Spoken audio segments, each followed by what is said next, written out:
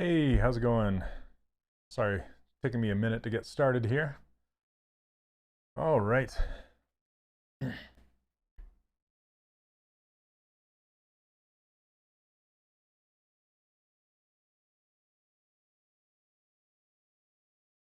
So I'm just trying to post to Facebook again really quick.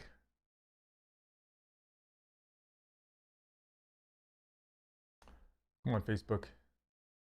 Show me the thing. I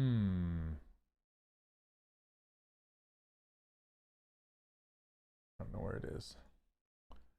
Hello, hello. Welcome, welcome.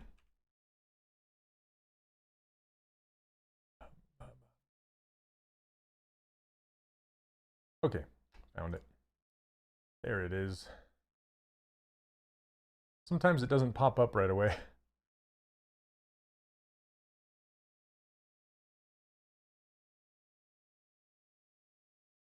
Okay, and done. All right, there we go. Good to go. Okay, so this is where we left off last week. And just let me get my references up here. Hello, I'm doing well, thanks. Okay, between last stream and this stream, I added some hands, just some hand blockouts that I had laying around. They look like this. Just to give them some hands.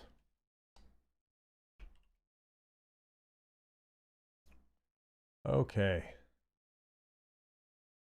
And I just wanted to kind of continue blocking this guy. Well, not blocking him out, but building him out. And so I have his coat to build, his vest, all that stuff. So I wanted to put a buckle on this hat and a buckle on his belt. And I know St. Patrick's Day has passed, but it's still March and still wanted to keep it going. So, all right. So welcome, welcome. All right. So these are going to be some striped socks. Thanks, Neil. Dun, dun. Okay. I want to make these socks kind of a super light green, almost white. And then I'm going to make them have some stripes eventually, but maybe a light green.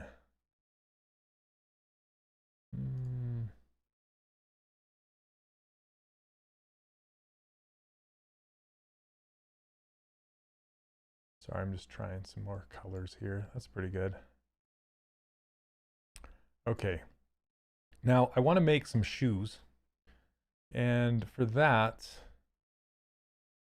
I'm just going to make them right in the center, and then I'll move them to the feet after I build them. So let's see here. I'm just going to append a star.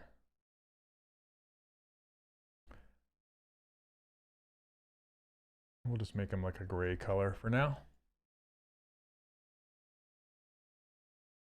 He's going to be holding a pipe, like a little pipe, and then a stein in his left hand. So like a big, yeah, like a beer stein.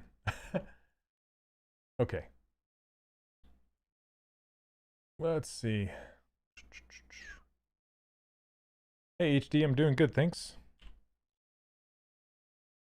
Whoops, I need to... Now, if you have the, this is, I don't know if you guys know this or not, but if you have an object like this star, and you click on an insert multi-mesh brush, an object, it's not going to do anything until you click and draw like this, right? But if you want to exchange this shape for one of these shapes, you can turn on the gizmo like this. Then when you click on one of these, it will change that shape into whatever you click up here. So, hey, Erwaski, thank you. Okay. So this is the side. And I want to make some really kind of goofy shoes. Okay.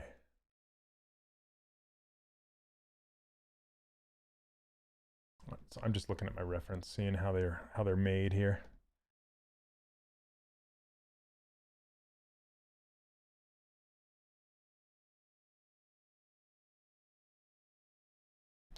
You're using my interface, awesome.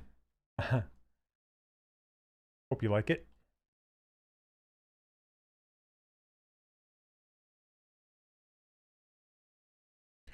All right, clip curve brush.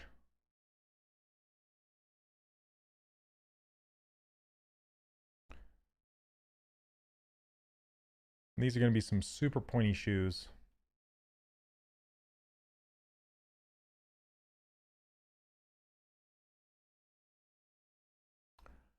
What kind of material do I use? For the most part, I just use Skin Shade 4, which ships with ZBrush.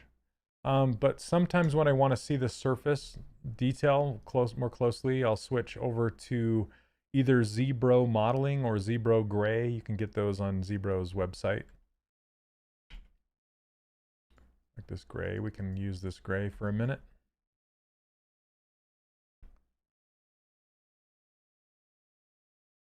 When is the new ruler update? Oh, I don't know. I was just kind of playing with that. So I was making it 3D printable. But I've been talking to Paul and I want to get it just right before I actually send it out. It's not quite there yet. Because I'm still, you know, scaling is a weird thing. I'm not going to lie. Especially scaling inside a ZBrush. It's just kind of difficult to understand. And I still don't quite get it. I thought I had a grasp on it, but I don't. Okay. Hey, what's up, Tom?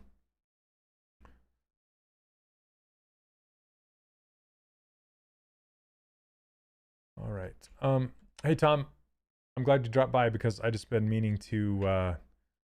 I'm going to respond to you soon. So there's a couple things that I wanted to get together first, but yeah, it's coming. Okay. Let's see. I'm gonna Z remesh this at maybe a 0.5. Sure. That works.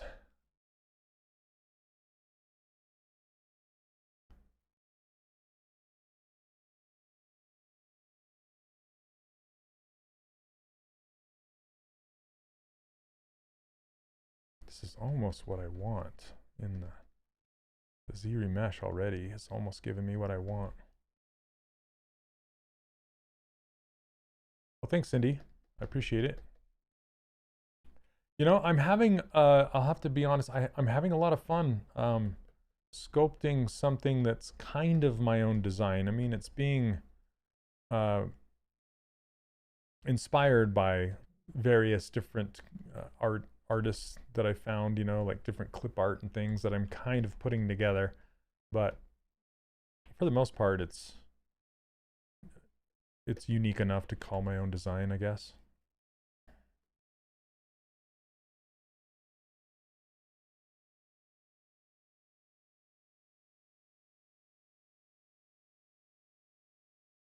There we go.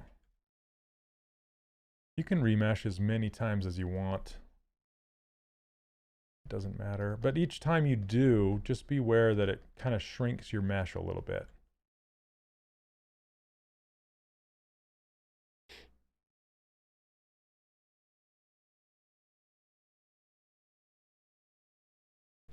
Okay, now I'm going to make it into either a left foot or a right foot. Turn the symmetry off and make it more of a, probably a right foot, I think.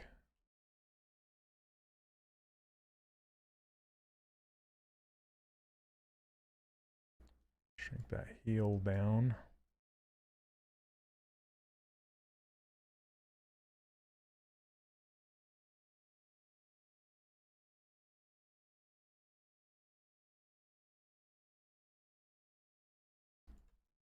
Is there a way to keep it from shrinking? No. It just kind of That's what happens. There's shrinkage. Just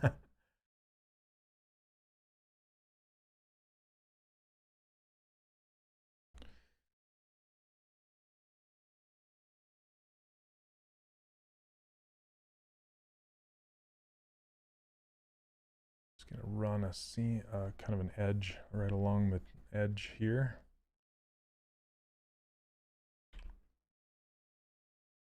Turn on dynamic topology so we can see what it's looking like.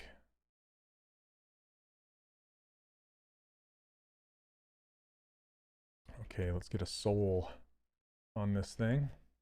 Need to make something new. It's been a while. Currently digging through my old ZTLs and printing them. Nice.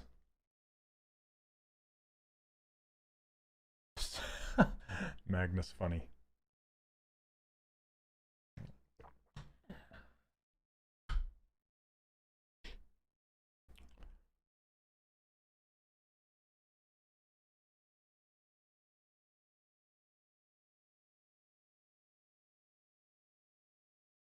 Okay, I'm going to, usually for souls, what I like to do is just draw the topology on the bottom here.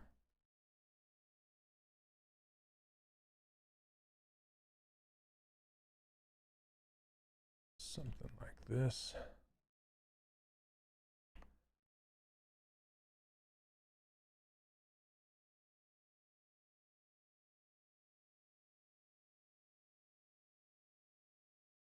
And just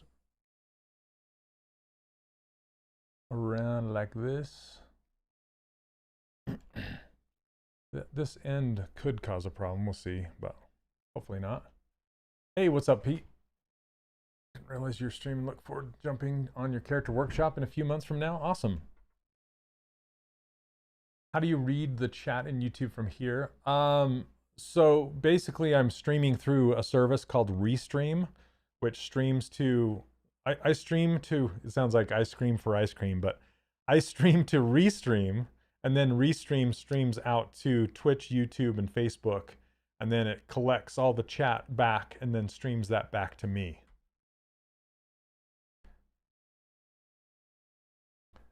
Okay, let's see. Yep, I stream for ice cream.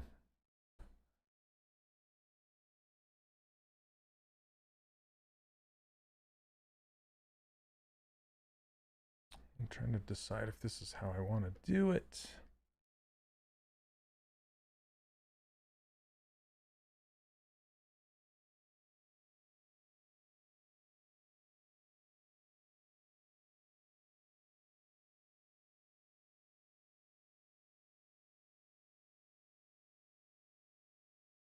Yeah, Twitch is the much better platform to watch these on. Just because the delay on YouTube is greater, and they don't let you post links on YouTube. So poor Neil has to go over there and post the links. I saw you update the course. So you're making a different character other than Kate. Yes, I want to, but there is already 2 characters in there. There's a different one called Sirloin that I walk you through all the way as well. And I'm actually working on getting that one put right into the course rather than, it's kind of, it's on YouTube, so, whoops. It's unlisted on YouTube, it's not available to watch just for anyone. I'm doing well, thanks.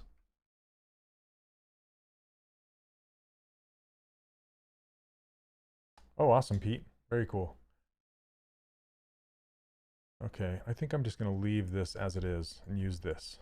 I was going to cut 2 more lines in there, but I think I'm good.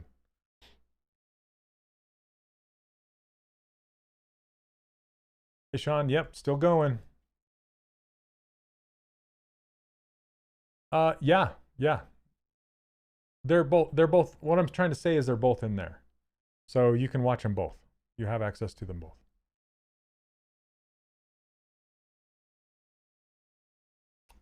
Okay, I'm going to go to size 1, click this, do a split unmask points, And here is my soul.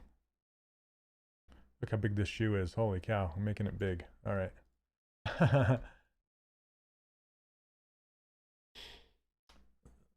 So, yeah, the sirloin's unique because I did a student-only live stream for a little while just to try it out. And it ended up being like 66 hours, something like that. And there's a lot of banter in between. So that's a huge commitment to sit and try and watch that, you know. So I also, as part of uploading it to Kajabi, I wanna see if I can edit some of that out. And yep, 2 full characters and 2 mini busts and loads of amazing lessons. Thanks, Neil. Okay, I'm gonna subdivide this once. There we go. That's what I wanted. Okay. Then we can add some dynamic thickness.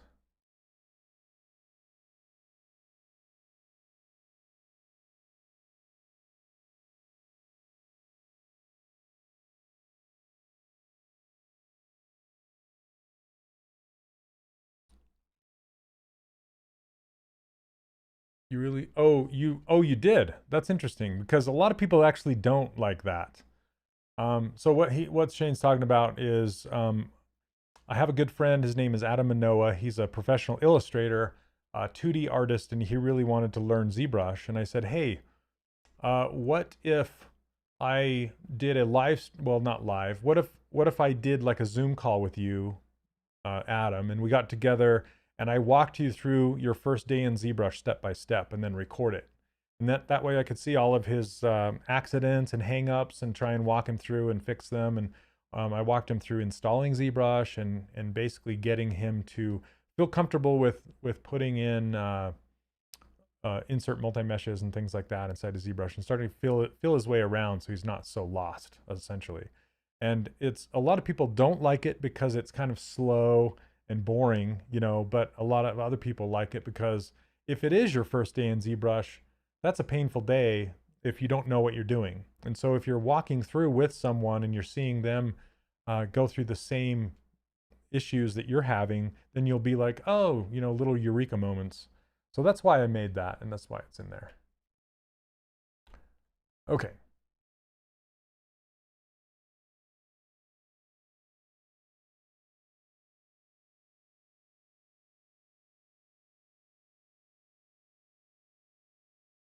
So yep, we get shrinkage. Hey, what's up, Ian? Let's see. It's been several years since Adam began ZBrush. How is he doing with ZBrush? Well, he still dabbles, but he is a busy professional illustrator, so he doesn't spend too much time in there. He still does a lot of 2D stuff because that's what pays the bills. But he's still dabbling in ZBrush for sure.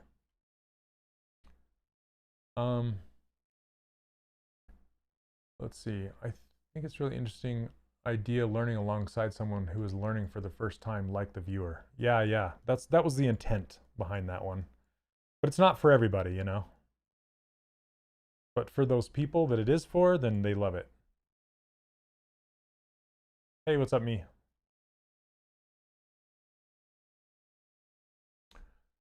When using symmetry, like with eyes, and the 2 spheres overlap in the middle, is there a way to prevent the points from merging? Yeah, just don't do a mirror and weld, because that will weld the points in the center, and it's very difficult to kind of keep them from welding. ZBrush likes to just weld stuff that are crossing in the center. Sometimes I'll even have to just rebuild those eyes when they get stitched together accidentally. So sometimes I'll keep them in different subtools. I mean, that's not the best answer, but it is something you can do. But I just kind of deal with it. I let them stitch in the middle and then rebuild them later.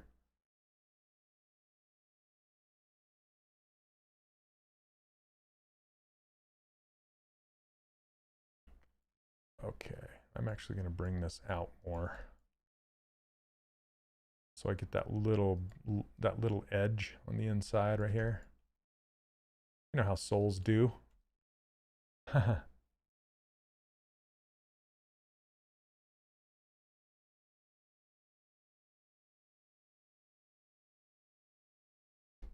Yeah, it's kind of interesting. Like different students learn in different ways. For example, I made Kate without the intent of having students follow along with it. I just wanted to show how to model a character, and then I wanted you as a student to go be able to model whatever character you wanted to. But some students feel like they want to follow along with me and model Kate, which is kind of a difficult task. But yeah, some students do it better than others, but it's always a journey, and it's interesting to watch, you know, interesting to see how people do their take on her. Okay, so I'm going to increase all and then insert an edge right along this border. So here's another trick. If you hold shift, sometimes it will clean up that edge better and keep it even all the way across there. Okay. I'm just getting I'm trying to get a better edge along here.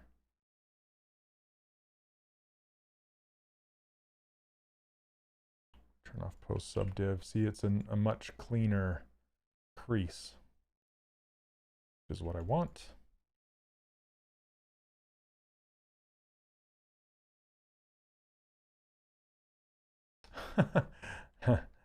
Yeah, that was, I love No One Lives Forever. That's why and the reason I chose that character is A, I love the character, and then B, it was a fairly simple character with a simple outfit. Not too crazy.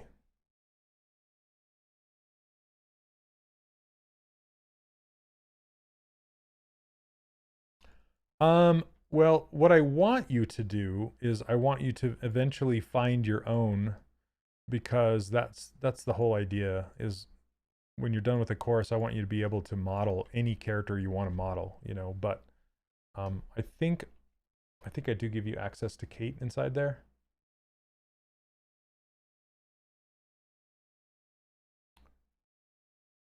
Have you ever thought about cobbling as a part-time gig? Ryan, that's a funny question because I haven't, but I live in Lehigh in Utah, and downtown Lehigh, there's an actual cobbler still there and working, and he's got the coolest little shoe shop. It's so cool. And he's got all the little, you know, the tools and the hammers and the little shoe forms, and it just reminds me of like the little elves that make shoes. It's a very quaint little store. And so if it was a store like that, it would be kind of cool. It kind of reminds me of that same shop on This Old House. You know, it's just this little full-on old-timey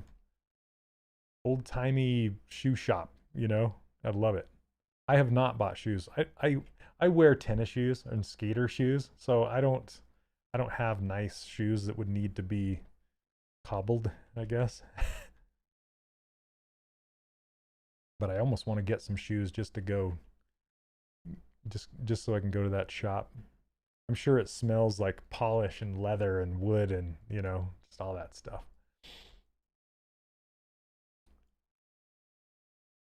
The lessons taught for Sirloin were done a while ago. Yeah, about a year ago. With new features now in ZBrush, would you approach the creation of Sirloin differently? Slightly. There's so many different ways to do stuff, and it never really gets irrelevant. It's just a matter of how you approach things. But I made a new mini bust head course to show you kind of the latest methods and how I do that, how I would do it now. So it's still there. You know, the latest methods are in there. Yeah, when I created the original course with Kate, that was 3 years ago. But I'll tell you a little secret. The art skills, they transfer. They're the same. No matter if you're using like other software, other sculpting software, it doesn't matter. your scales will transfer. So the most important thing is the art and knowing and learning the volumes and the shapes and all that kind of stuff. That's where the best information lies. The other stuff is technology and just learning the software, and that stuff changes all the time. So yeah, it's not yeah, it's more about the art.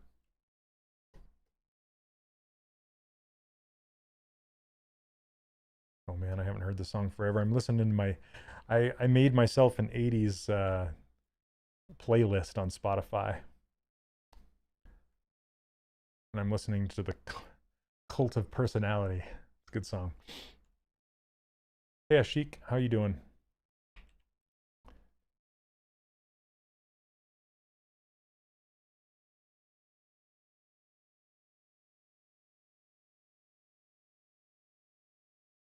Yeah, I love the guitar in it. It's got a very, very hard guitar.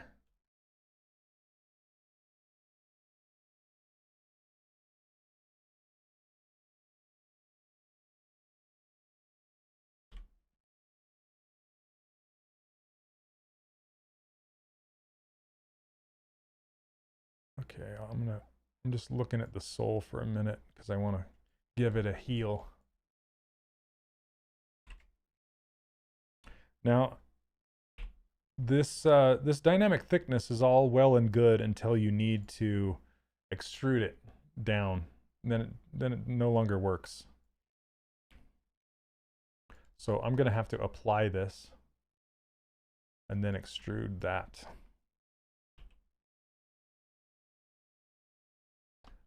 Right. Yep. It's the cult of personality. Can't sing. Cult of personality.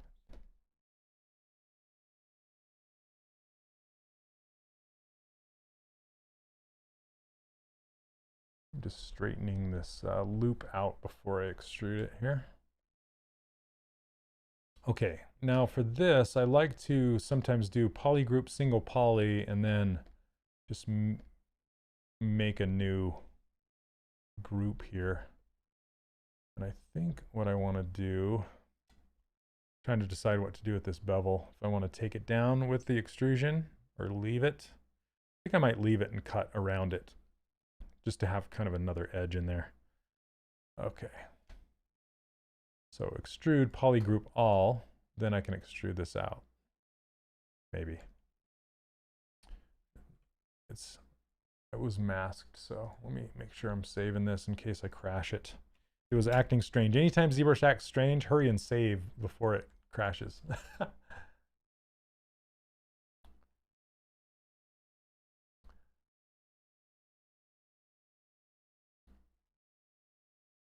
Oh, is it in San Andreas? Nice. Why isn't this extruding?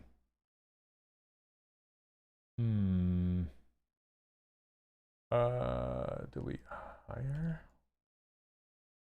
There we go. It had a subdivision on there for some reason. That was weird.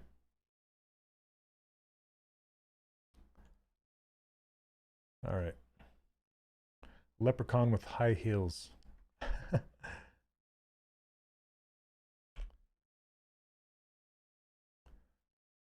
So there's this trick you can do with the gizmo. If you want, you can use the clip curve brush to flatten this out, which that's what I normally do. Is I just do this, and that works great. But there's also this built-in. See how it says Control to clip? You can hold down Control and drag, and you can also clip it that way.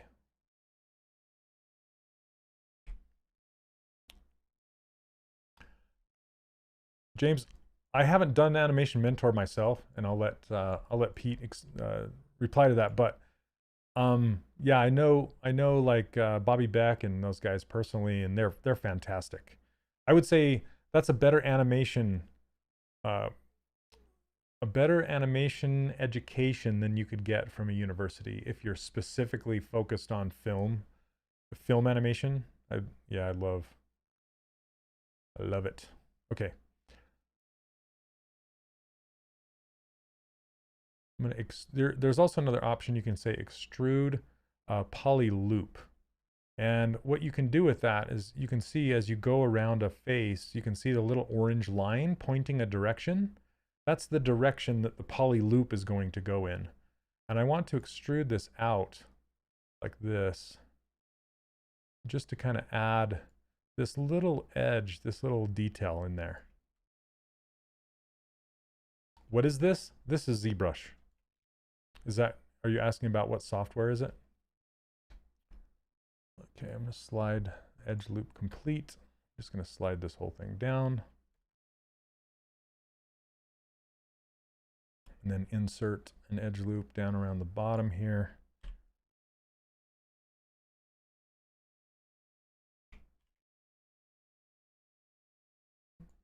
Trying to decide if that's what I want the look to be.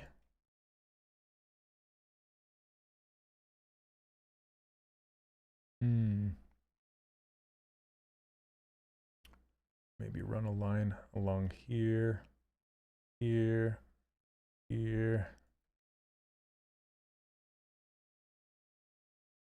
And I can bevel this one. So bevel edge loop complete.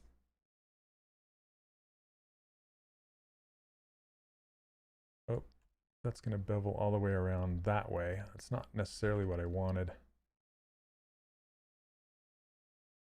So I'm just going to run another edge here. Let's change this so we can see it better. There we go. Okay, insert.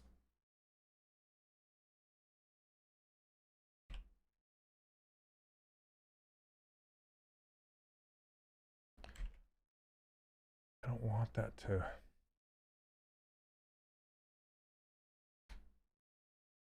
Let's do some sliding. Slide this down.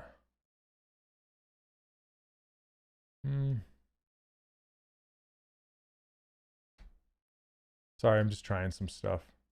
Trying to insert some support edges. Why is that not doing what I want it to do? Oh, I know why. Because it has dynamic thickness on there. I don't want thickness. I'm like, why is it doing that? That's what I want it to look like. There we go. Nice and clean. Yes, Jack, thank you. Do you have any generic base meshes for us to buy? I'd really be interested to have some as reference for Stylized Anatomy. I don't sell them separately, but I give them away in the course. So, yeah, I teach an online course. If you didn't know, it's a 3D character workshop. And I do give them away there.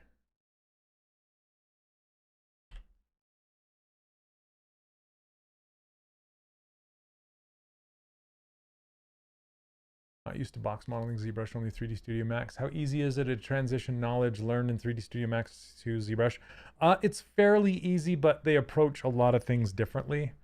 So yeah, it's not going to be an exact one-to-one. Yeah, like I used to box model in 3D Studio Max a lot, and I also did in Maya. And some of the ideas are the same, but the functionality, like how you actually go about it, is different. And it's frustrating at first. I'm not going to lie, you'll be frustrated a little bit. And then once you understand and know how ZBrush is wanting you to work, then it becomes easier.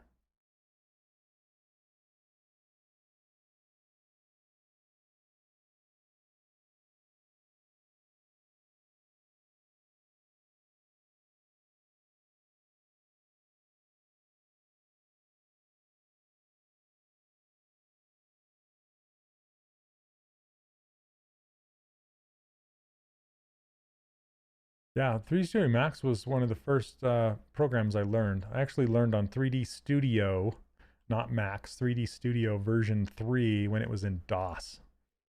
That ages me, doesn't it? Back in 1996, 97.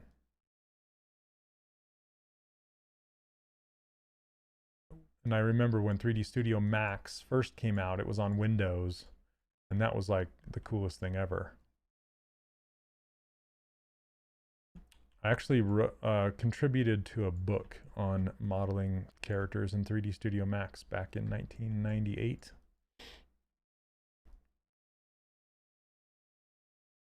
With patches. If you guys remember patches. Modeling with patches. Okay.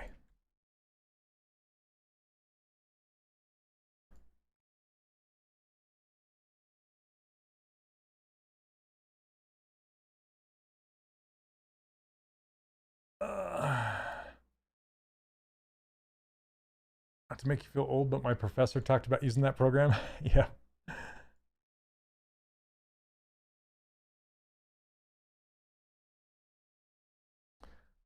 You started with version 1, like 3D Studio 1. You know, I never got into using NURBS. That's one thing. I mean, patches were the closest thing.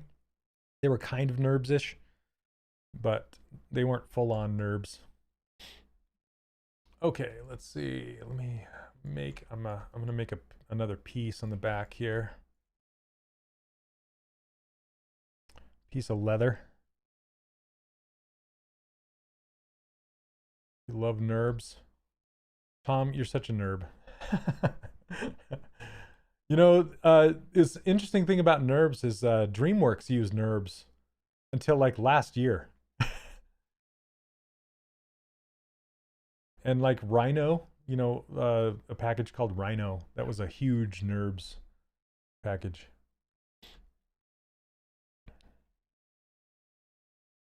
Yep, Rhino 3 for most of my work just started working. Yep. Okay.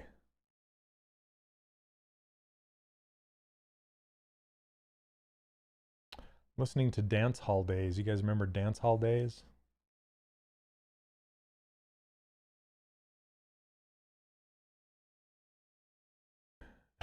Some of the weirdest lyrics ever.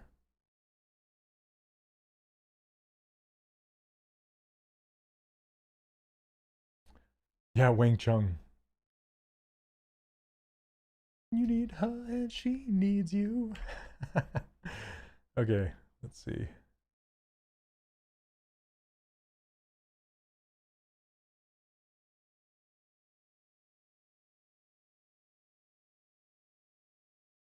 Wait, what did I do? I gotta draw these again. They're not good enough. You just started playing with Sculptress, which is why I'm watching you. Ah, so Sculptress. Did you watch my video on YouTube, Sculptress? Man, that's an old one. That was one of the first YouTube videos I ever made.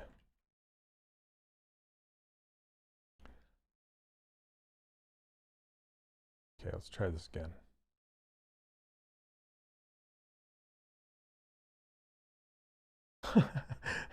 Hello. Oh, a shoe.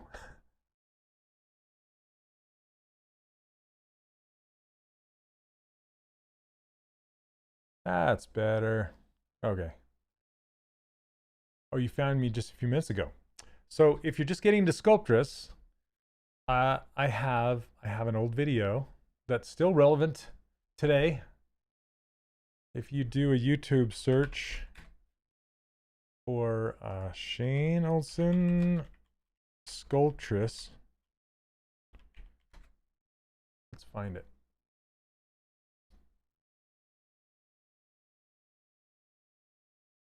Okay. This one right here. Man, that's my carb face. Anyway, yeah, I teach how to use Sculptress in this video. So April 14th, 2014. That's how old that thing is. And this is what I used to, I own 3dtunes.com. That was my old URL. But now it takes you to 3dcharacterworkshop.com if you type that in. And the reason I switched is because it's kind of horrible, but I was kind of like surrounded by like porn cartoon sites, and yeah, and so I'm like, I don't want people to accidentally try to type in 3D Tunes type something accidentally and end up in, you know, cartoon porn land. So I had to switch my URL out. But yeah, there you go. That's my, a long time ago. You did a bunch of stuff on DAZ? I did not.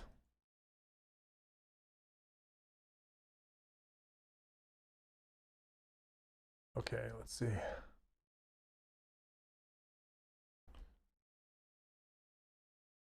Let's see, split unmasked points.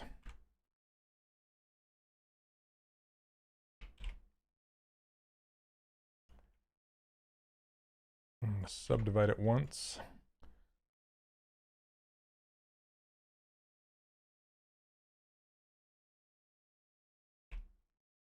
Fun fact of the day. You know, that was the tutorial that I did that actually got me started. That was my very first, well, besides the books. I've contributed to a couple books over the years.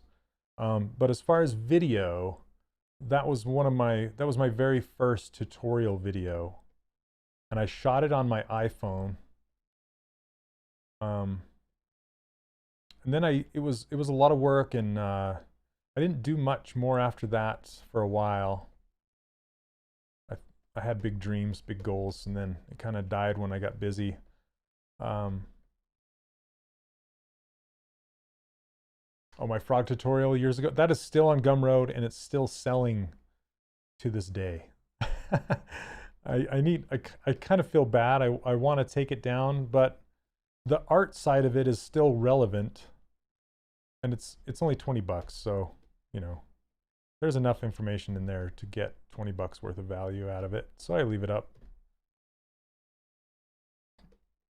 Yeah, and then after I did the Sculptress thing, I did a couple tutorials for Digital Tutors, which is now Pluralsight. And I had fun doing those. And then I decided I wanted to do one on my own, and that's where the frog tutorial came from.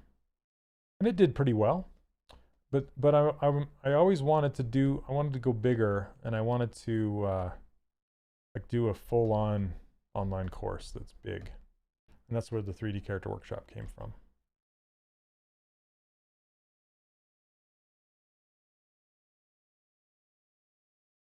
And that's what I do full-time now,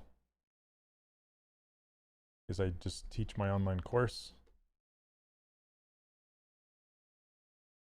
Okay.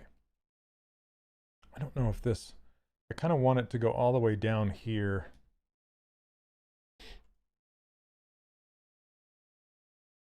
But we'll see. All right, let's add some dynamic thickness to it.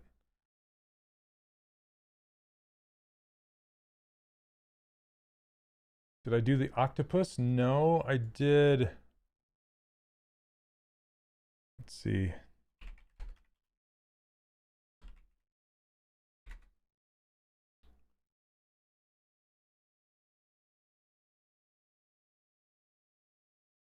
Let's see if it'll come up. So I did this golfer guy and this T-Rex and this bird, and I did a scientist. I don't know what they did with my scientist. He's not there anymore. But what's funny is I made this T-Rex for them, and like how to retopologize this T-Rex. And they took that T-Rex and they made so many courses from it. Like how to animate it, how to do, they loved that T-Rex. Oh my goodness. And they used the heck out of it.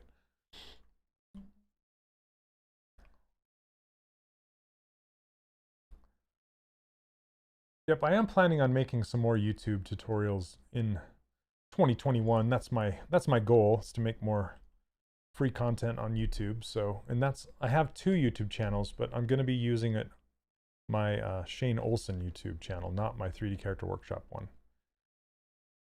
I use my Character Workshop one for my Q&As, my live Q&As.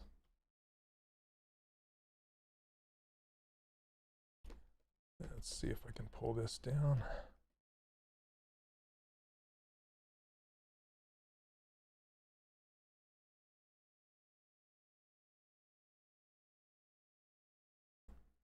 So I got to get my reference up here.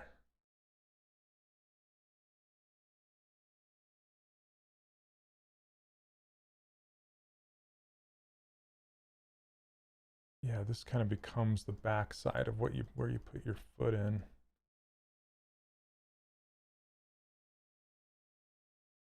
Shoes are hard. Yeah, they can be for sure.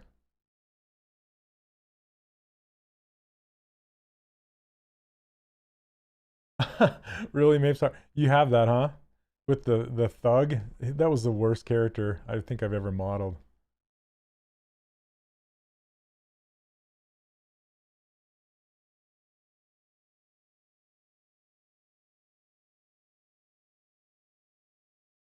The name of, ironically, the name of that book is the 3D Creature Workshop instead of 3D Character Workshop. Let's see, I kind of wanted to go like this maybe. Sorry, I'm just like noodling the heck out of this piece.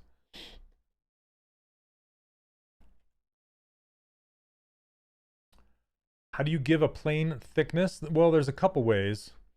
But what I do is I turn on this dynamic subdivisions, and then it's on a plane. You turn that on, and then you go over to geometry. That's under tool, under the tool menu, geometry, and there's this slider under dynamic subdiv called thickness, and you can just slide that up and down and give it thickness.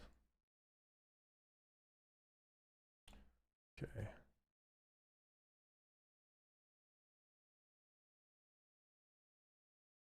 And again, this is too sharp. I need to soften it up.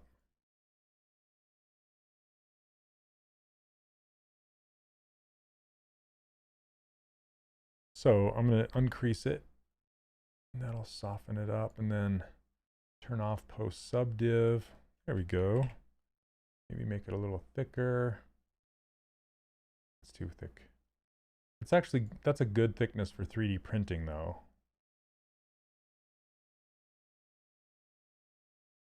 That'll work.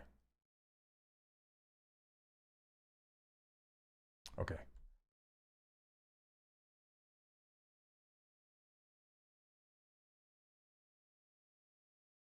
I love working with dynamic thickness because it keeps things really, really editable. So then when I'm adjusting right now, I'm only adjusting the plane. I don't have to bother with the thickness. Because if it had two sides and I was trying to, move this around and it had thickness to it, it would be a pain in the butt, and it's not good. That's when I was working at Disney, when we were doing capes and Infinity, the thickness, dealing with those capes was rough. I wish we had that dynamic thickness option.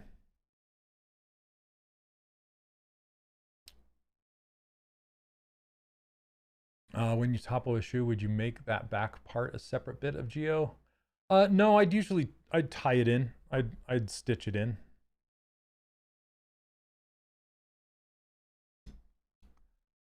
I'm going to be putting a buckle on the front here, and I'd probably make the buckle separate, but I would stitch this part right in.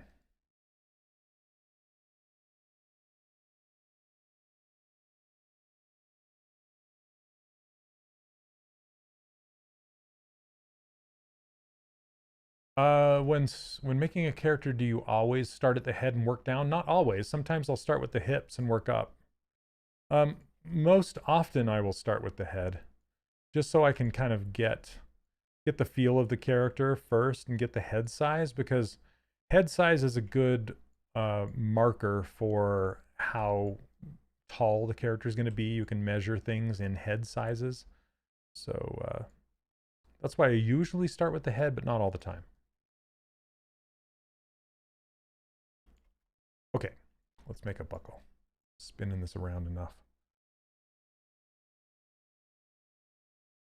I'm listening to When Smokey Sings. You guys heard that one? It's another great. Listening to old 80s tunes back again and just listening to the lyrics and stuff, I'm just like, what? It's a great song. Like the sound of, like, the music of it is fantastic, but the lyrics, what the, yeah.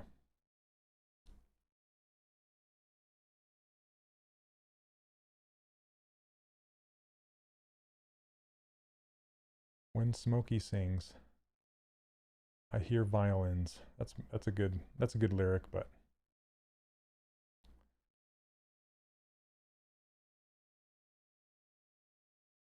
I take it Smokey is some female. I think when I think of Smokey, I think of like Smokey Robinson, not a female. But hey, maybe it's maybe that's who he's talking about.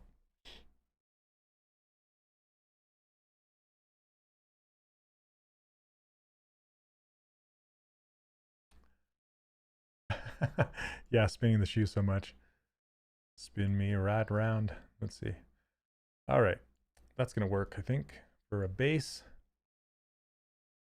Is it Smokey Robinson? I wondered. Okay, let's see. Split.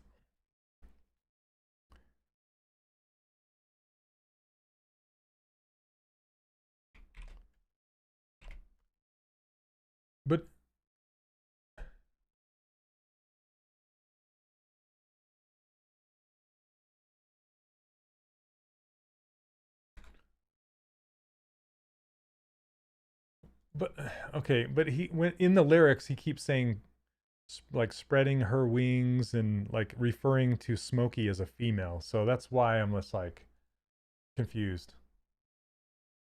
Because when Smokey sings, Smokey Robinson is a fantastic singer, but then he keeps saying her and she, and that's why I'm like, I don't understand. Okay. I'll have to look it up.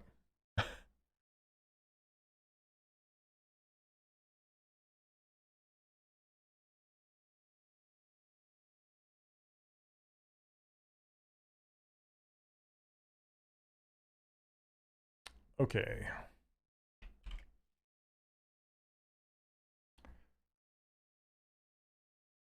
Hey, what's up, John? Maybe you'll know.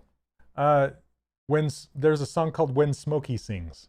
Uh, are they talking about Smokey Robinson?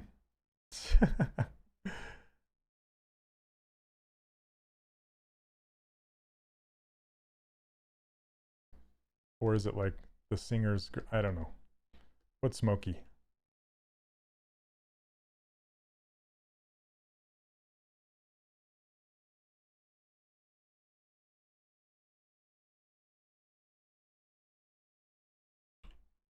It's a weird weird circle in the center. So we might have to apply this or accept it and then add some creasing.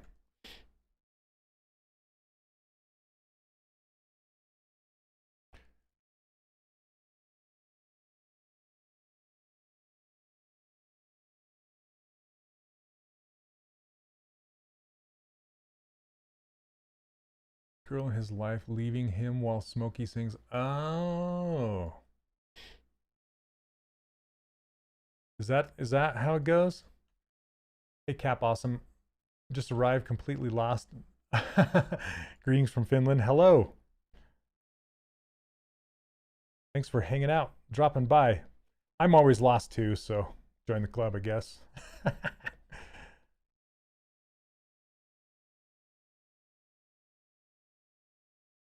The song is a tribute to Smokey. So I wonder why he keeps saying her though. Like if you look up the lyrics, he keeps referring to her. Which that's why I'm confused, I guess.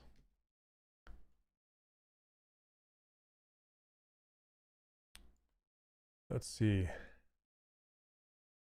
So the whole the girl in his life leaving him while Smokey sings, that makes sense.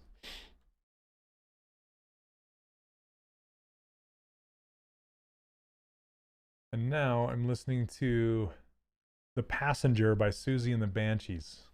That's a good tune. Love Susie and the Banshees. Okay. Apply this.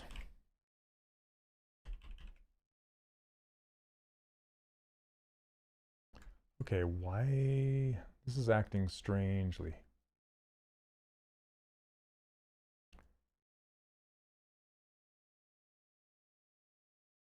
Hmm.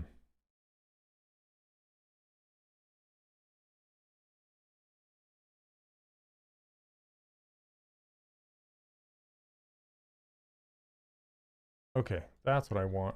So I just want the thickness. I don't want the subdivisions. So that's the best name ever. At home in the shed. Hello, welcome. Are you indeed at home from the shed?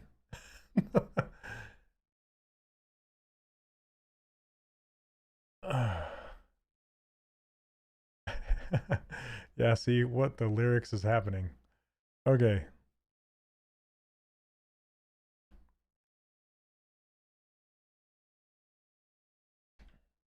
Let's go to crease, edge. I'm going to crease some of these edges here. What in the world?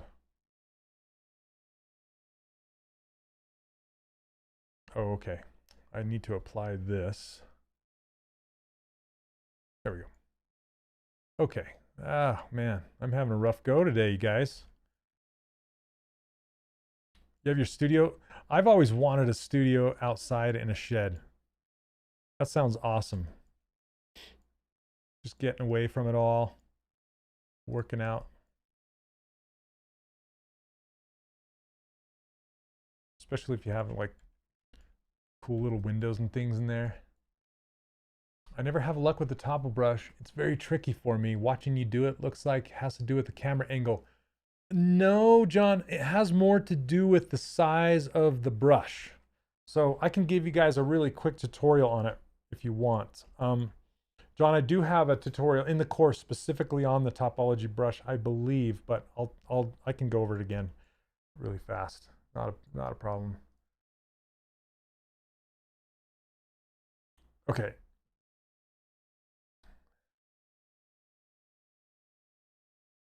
Mini house in your backyard dedicated to your art. Yep.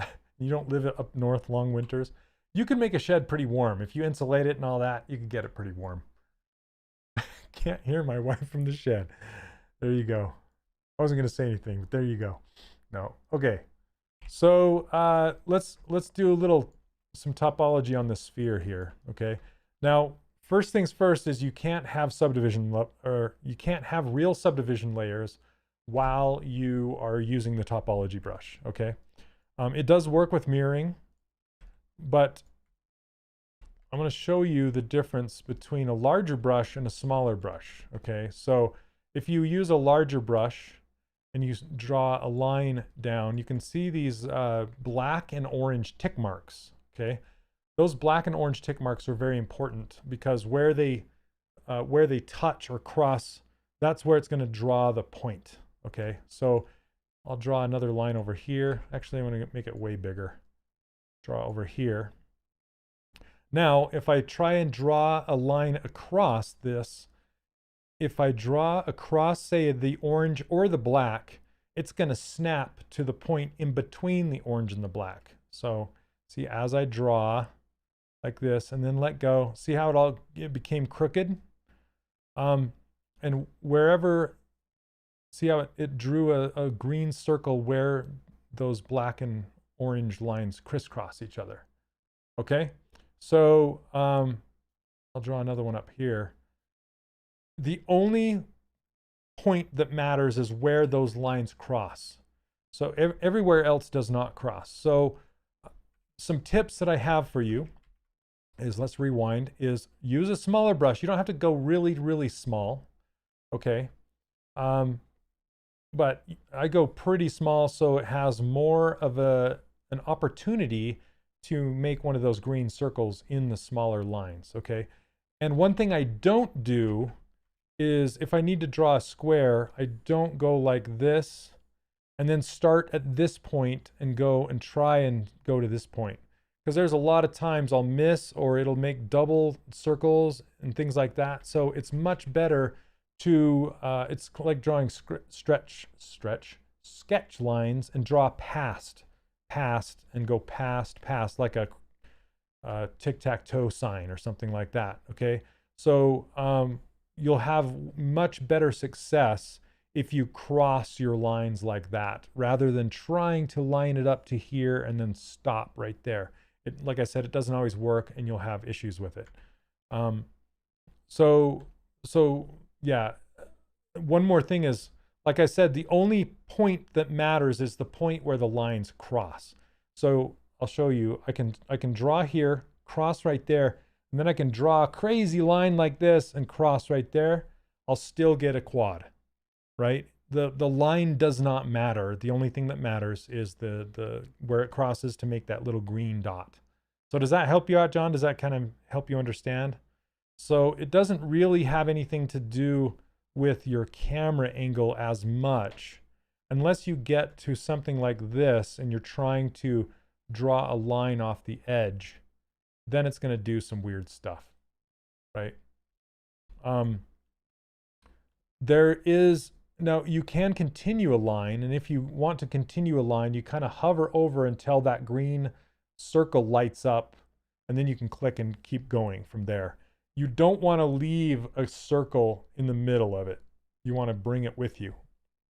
So let me see if I can get it to, yeah, so that was within the limitations.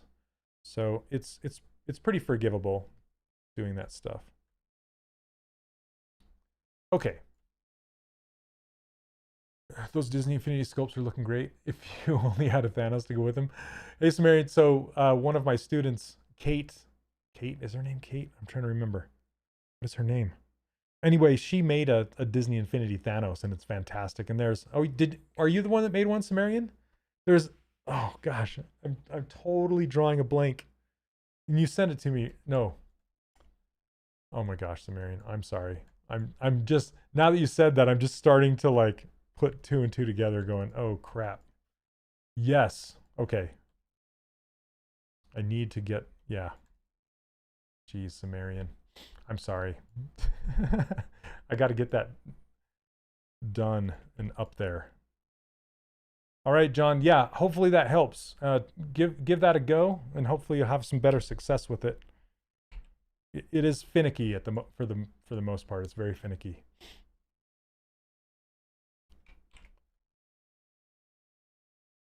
Okay, what's going on? Let's just adding more thickness.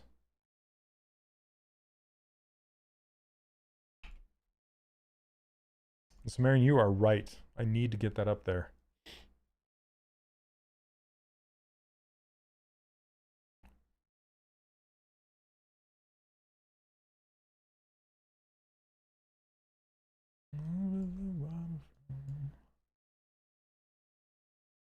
I imported some things I did in Rhino into Sculptress, and the meshes tear up when I work with it. I don't know. On it has, yeah. I'm not as familiar with Sculptress anymore.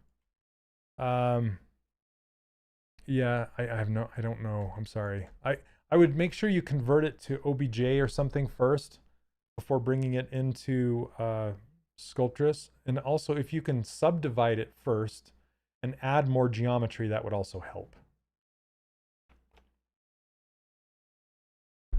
Because it wants a lot of geometry. And since Rhino is NURBS based, I really don't know how it converts to a mesh. That'd be tricky.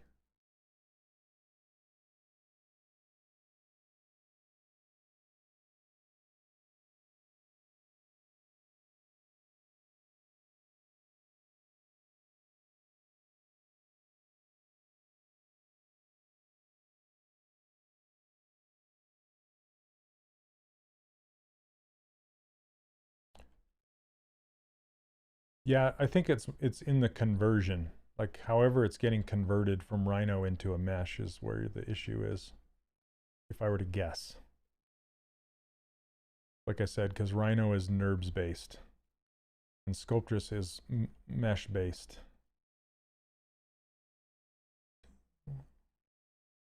Oh, what song is this? Oh, The Waterfront by Simple Minds. Oh, that's a good song.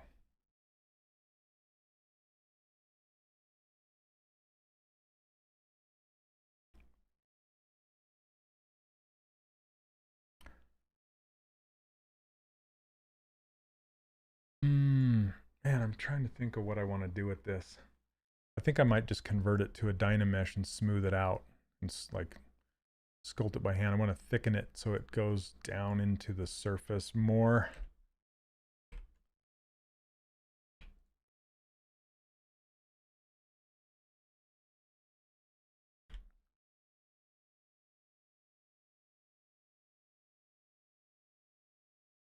Okay, yeah, I'm going to convert this to a Dynamesh. I know it's nice and clean and smooth or whatever, but I want to, let's see, I wonder if I can do...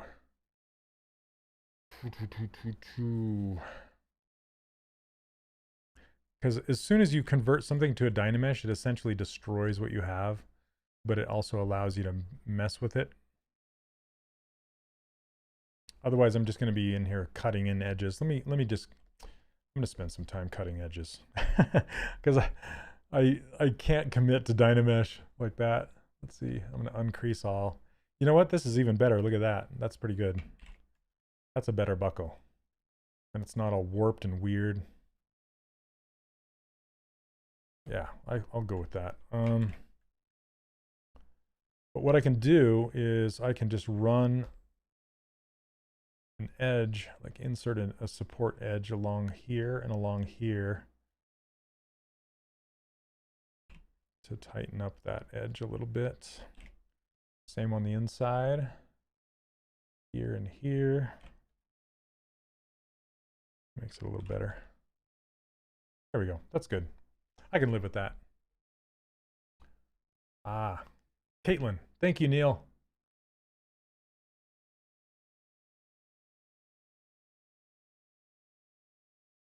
Yeah, Kate for short. I was thinking the right Kate. So Kate also did a Thanos. It's interesting to see different people's takes on different characters. I think this edge is too close. I'm going to back it off a little bit.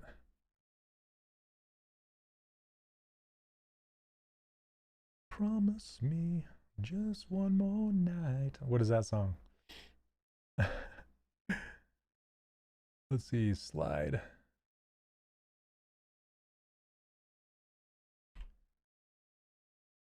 I had this on vinyl.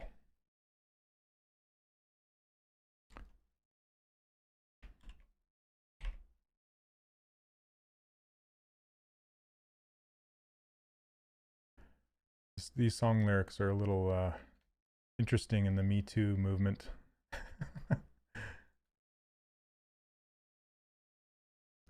He says, I touch you once, I touch you twice. I won't let go at any price. You're going to get in trouble for doing that.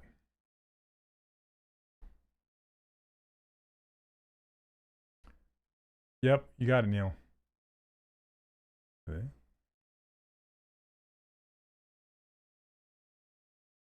It's a good song, though.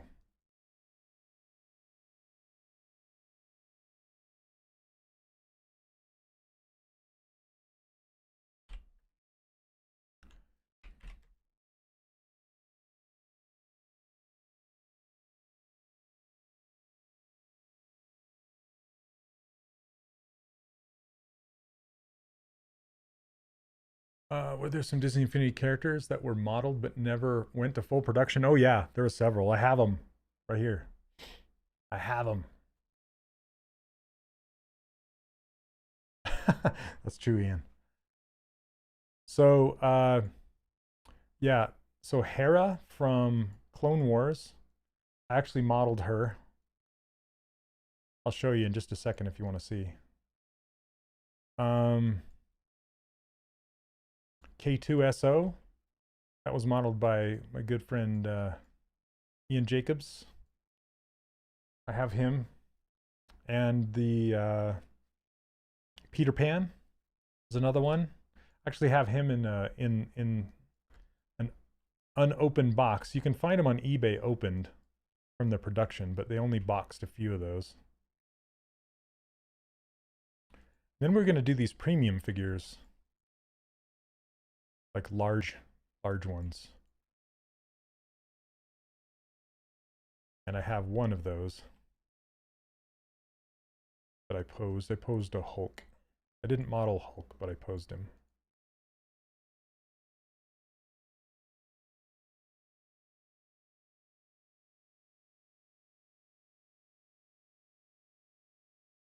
Okay, now I want to make kind of a belt, like the strap that this buckle is holding down. Let's see. Let's do this cube split.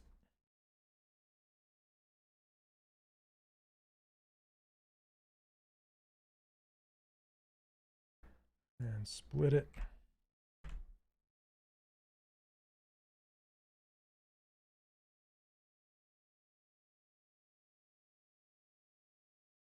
What time we got? 1:13?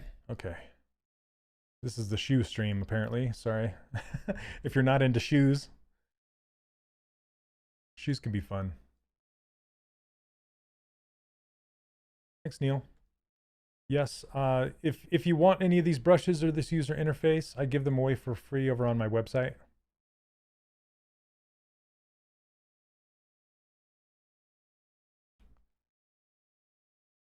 Yeah, shoes can be fun for sure.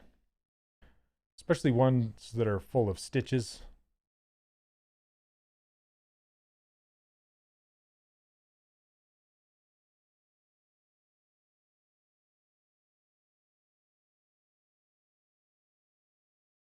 All right, what song is this? Bronski Beat, I Feel Love. That's a good one.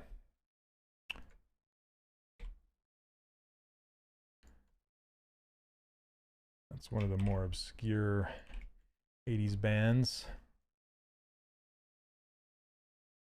Insert. Do a couple edge loops and then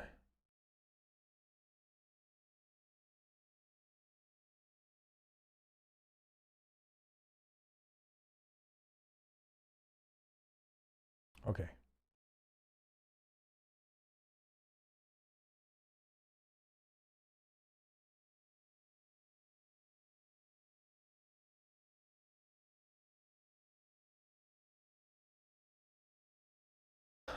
Thanks, Ian. Watch Weird Science again. It'd been a while, and the soundtrack is just on fire. Oh yeah, oh yeah. Good old Weird Science. Boingo Boingo.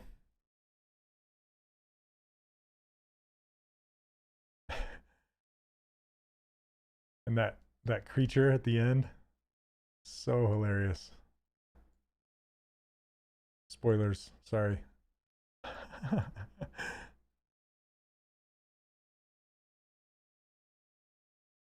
Okay. Trying to think if I want to go any crazier than like having the flap coming off of here. Yes, slug Chad. Oh, and all the stuff like sputtering out of him. Yep, Bill Paxton. Oh goodness. I heard he just showed up on the set that day and like did that performance in like one day. Yeah, they could do it some justice now, huh? But unfortunately the director passed away, so I don't know if he'd want to do, or if somebody else would want to take up that mantle, you know. Okay, let's see. I think I am going to extrude this down underneath that buckle and out. So poly group, single poly. Yes, and Bill Paxton, actually. We're losing the greats.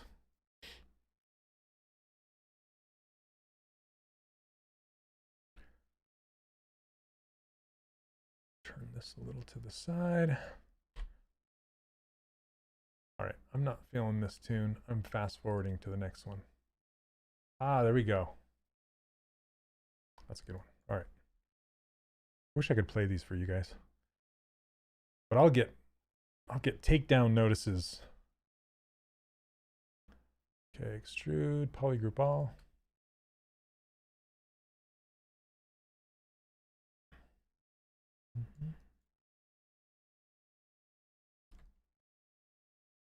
Spotify has listen along features? Does it?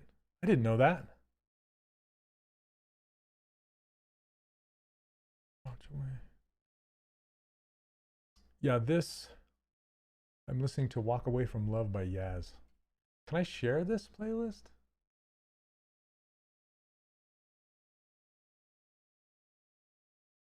Create, share.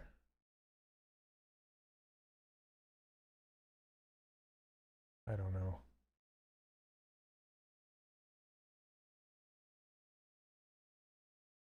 Okay. Back to sculpting for a second. So there are some crazy things you can do with creasing. As you can see, this looks horrible, right? Has a nice crease coming into it. And then as I extruded it, it kept the extrusion on the end, but it lost the creasing here and here. And I don't want the creasing here to create this weird shape. So how you can make an end to a belt is fairly simple, just using creasing smartly. So I can hover over this edge, go to crease, edge. I'm gonna crease this one, and would you call it decrease? Uncrease these two, uncrease these two, and crease this one, and uncrease these and these. And you can, it's easier to uncrease when you are not in dynamic mode. So you want to turn that off. Hey, somebody just bought my course. If you're in here watching, thank you so much. I really appreciate it. It's always cool when somebody buys my course while I'm live streaming. Welcome, welcome.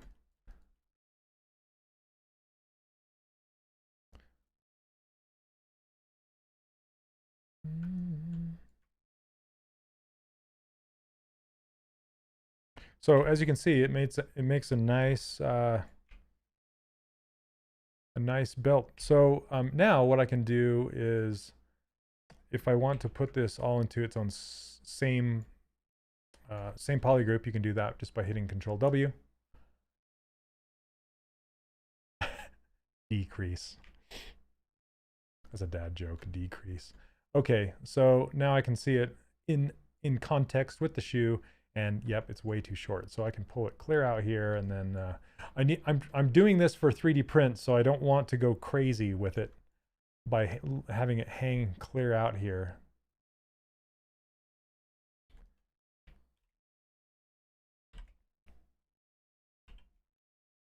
All right, let's see.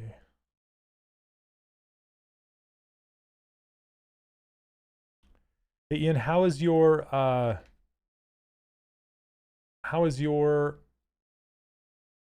stream going? So Ian's been streaming here on Pixologic channel. So feel free to shout out when you stream, Ian, so people can catch you. Okay, insert edge loop. Okay, what did I do? Did I I did. Okay. Accidentally added a subdivision.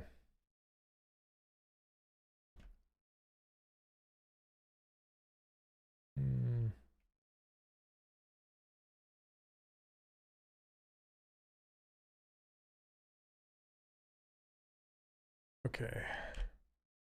Just wanted to add that, pull it way out. Stream every Sunday at 5 Pacific time. Okay, awesome. Yeah, I saw that dragon you're working on. It looks great.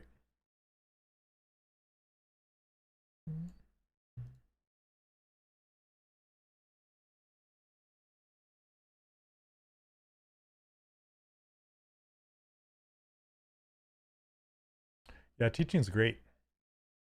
I didn't think I guess I didn't realize that I loved it so much until, I did it full time.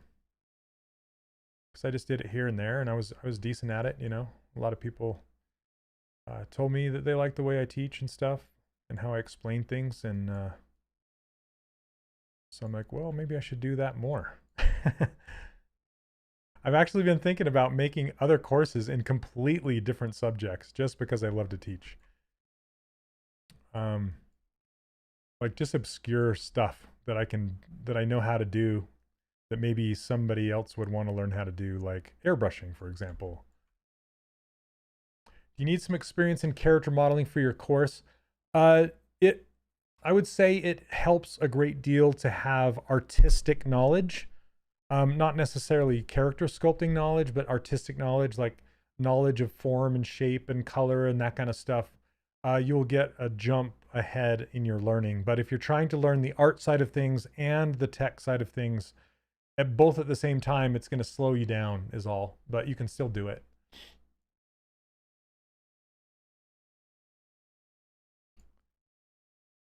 Okay.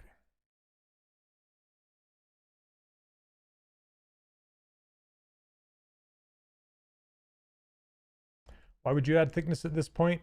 I think I just already had thickness on there. But that's a good question. I usually don't.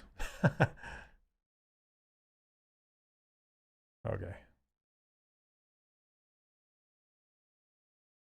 And I want to add a crease around this guy. See, this one has thickness, but hey, what's up, Charlie? Oh, you've been doing some painting. Nice.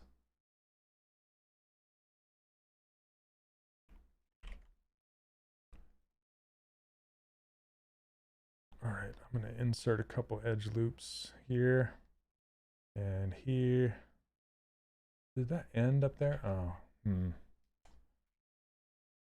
Okay, I'm going to try something else. I'm going to go inset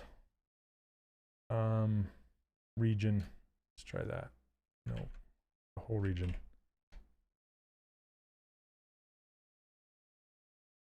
Okay, that worked, but it's giving me triangles. Lots of triangles. Ugh.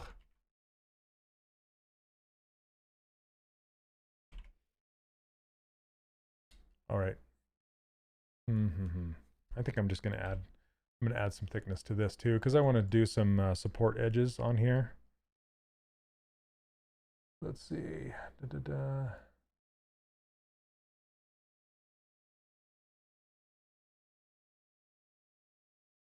is giving me.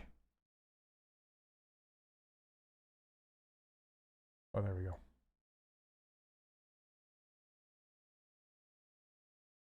Yeah, we don't want ugly triangles. Okay, this is good. Let's apply it.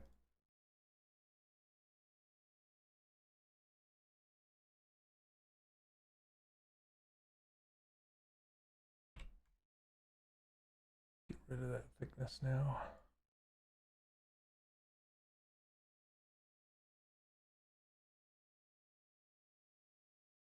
There we go.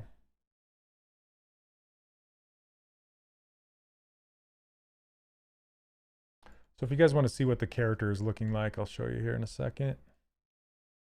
And the shoe is huge. I gotta shrink it down to fit on him. I'm gonna go thin. So kind of thick to thin down here. Have this thick back here and thin. And that is a reason why I add thickness to things, because I don't always want them the same thickness throughout the whole thing.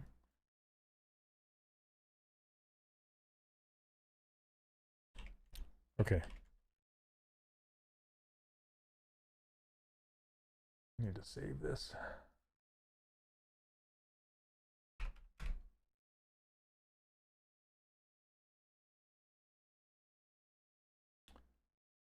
Oh yeah, I was going to show you those characters, huh? Okay. There's all the mess. All right. Really need to put everything in folders. Okay, let's hide his beard. I didn't realize I had so much extra stuff in here. So you unhide it all.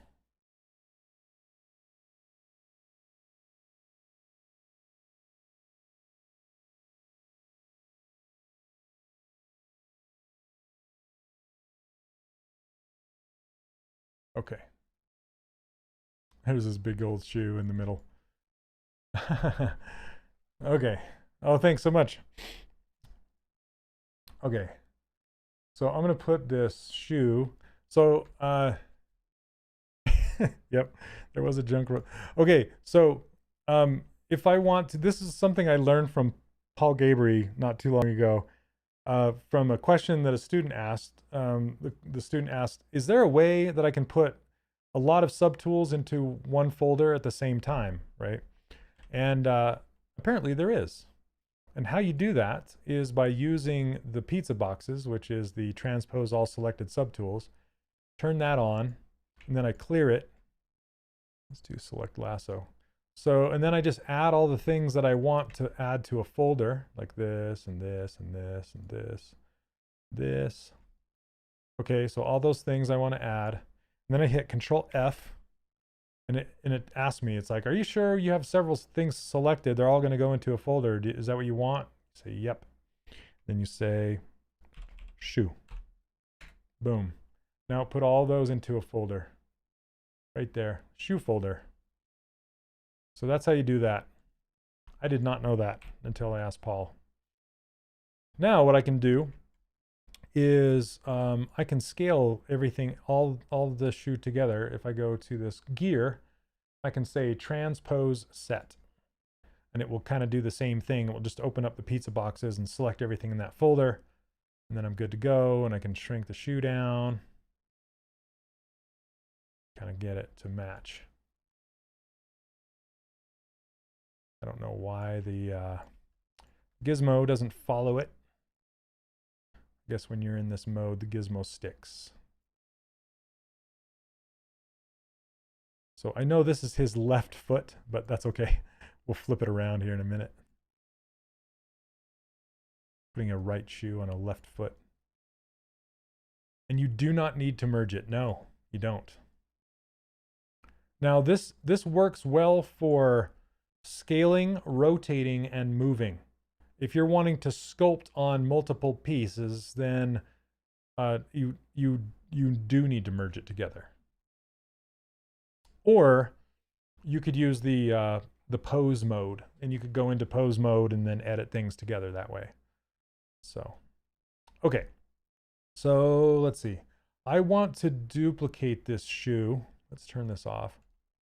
Okay, because in case I mess the shoe up, I don't want to have to go back and fix it. But I just want to see it kind of in context on the shoe. And I think I want to pop that shoe tip up like his foot is shaped. Kind of like an elf shoe. Just pop it up. So it looks kind of funny that way.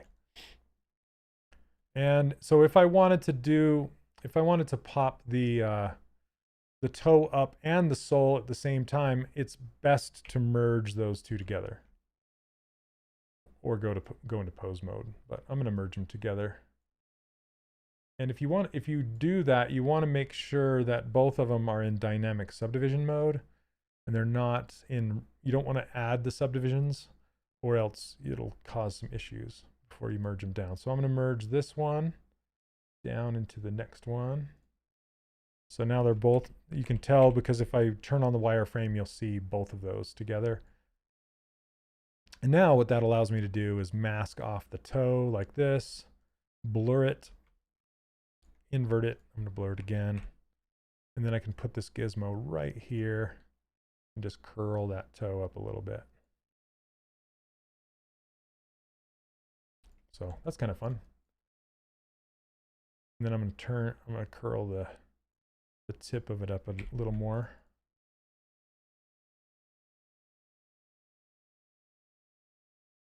Now you can see that the sole is coming away from the shoe, and I'll need to fix that. And that's because there aren't as many subdivisions in the sole as there are in the shoe. I can just turn on topological, so it will only affect the sole. Just go through and edit it that way. Okay.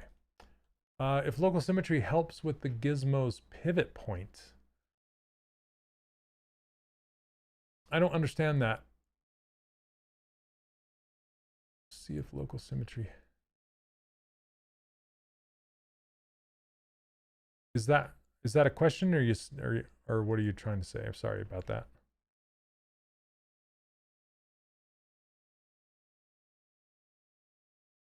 Okay, I kind of want to color this too. So let's give it a nice black shade. but you don't want to go 100% black. Let's take it to, you know what? Let's go green, like a dark green. Like somewhere in here.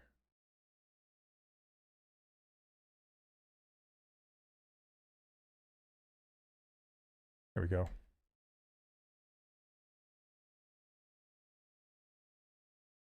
Oh, I was just trying to help with that shoe rotation that you were talking about. Oh, I got you. Yeah. Got you. Okay. Yeah, it probably would have helped. Okay, select this little belt. Now we'll select this buckle. I want to make the buckle kind of the gold.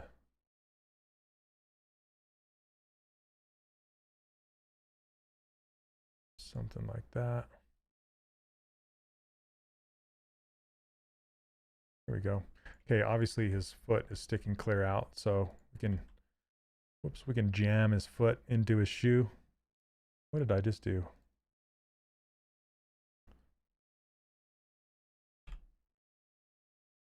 Oh, come on.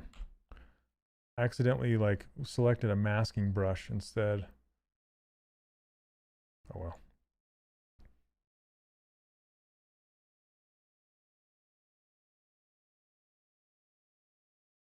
Well, I actually need to mirror his shoe, so because it's his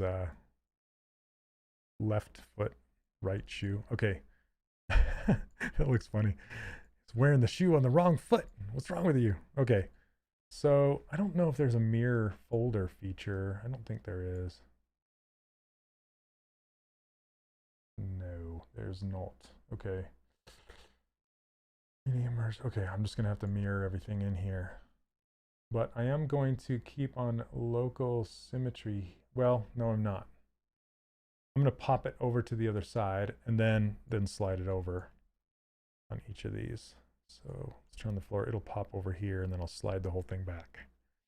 Okay. So let's start from the top. Mirror.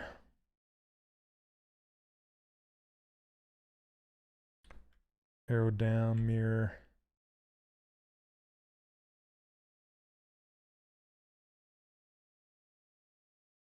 That's a new feature they should add. Okay, there we go. Now I can do transpose set. And bring this back over. Now it's his correct foot. All right. I'm no surgeon.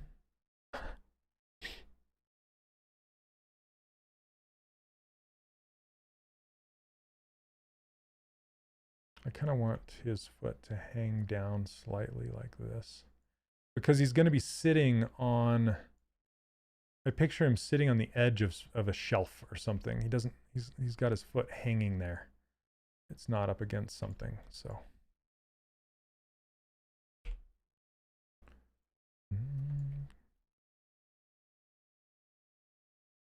Okay, you guys want to see some characters for a minute?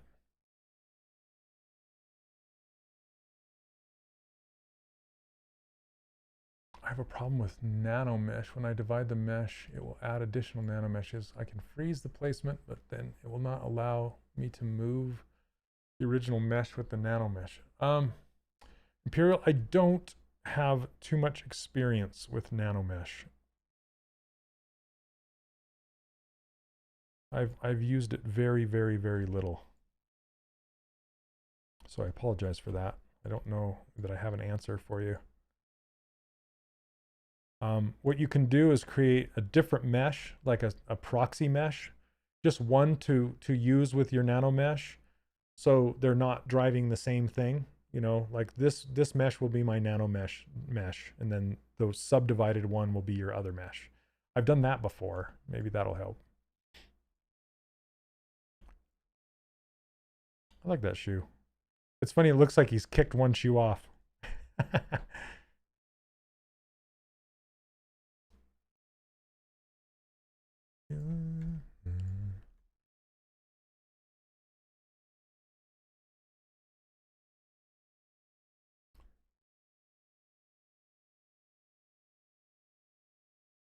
Listening to some Depeche Mode.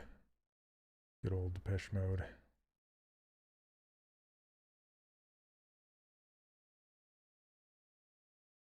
Okay.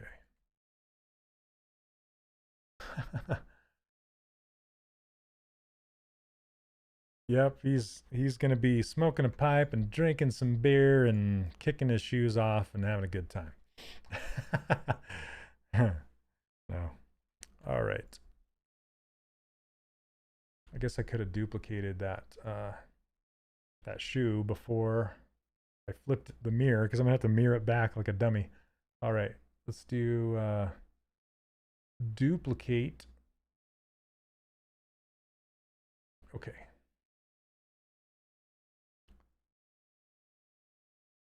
And I should rename this.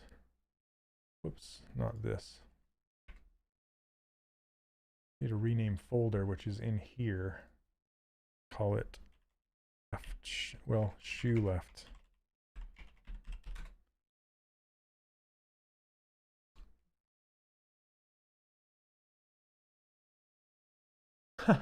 A clover pattern on his socks. That's not a bad idea. I do like striped socks though. Striped socks are pretty hilarious. How do people mask an area, then like have another mesh that follows the base mesh?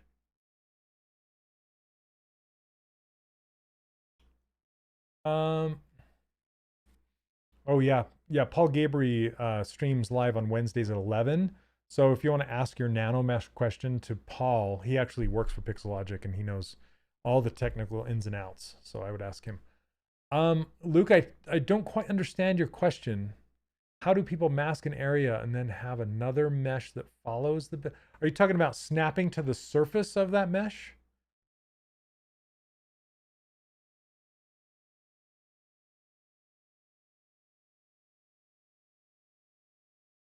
Okay, so let's... I'm really wishing I hadn't mirrored these pieces, but it doesn't take too long.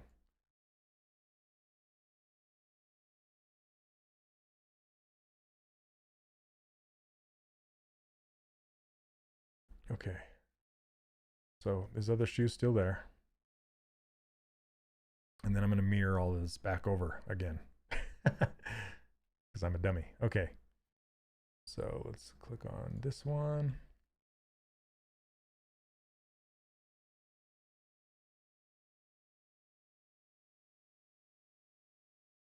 That's what you get for not working in symmetry.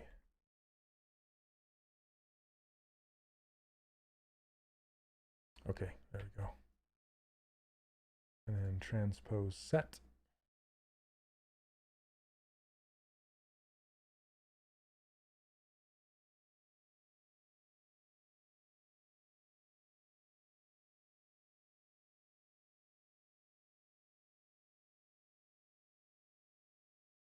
I do need to finish moving his foot.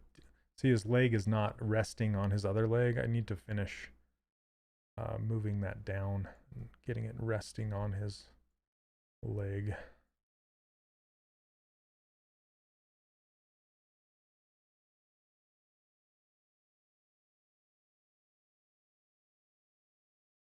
One of my favorite 80s bands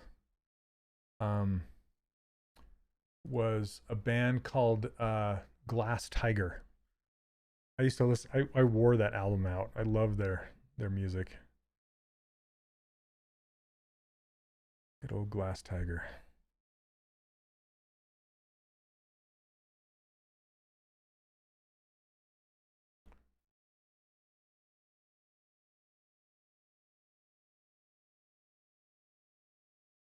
I had their album called The Thin Red Line that I listened to over and over and over.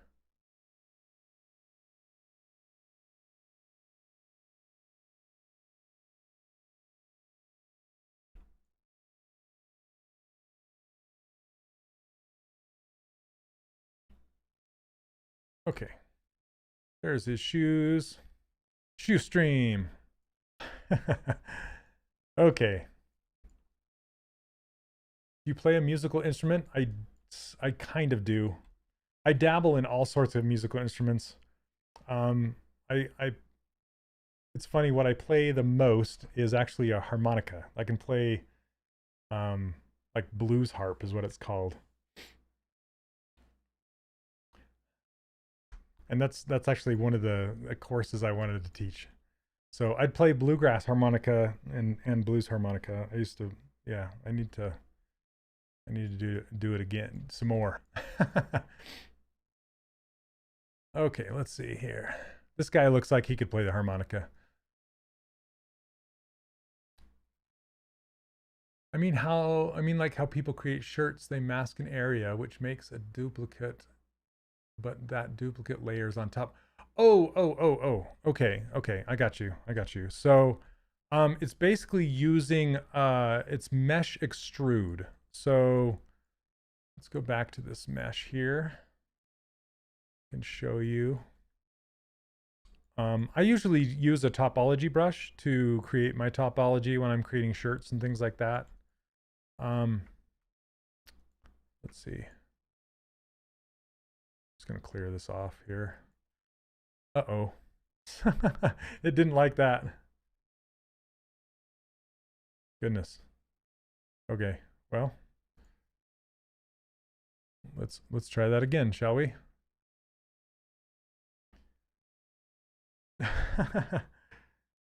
Oh. Yeah, ring. It's like, no. Okay. 428. I think that's this one.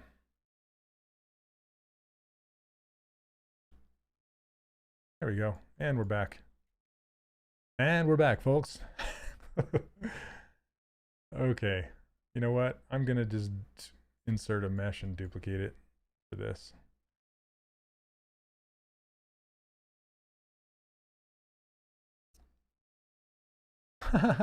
It has a texture on it. That's hilarious. Okay, let's split unmask points.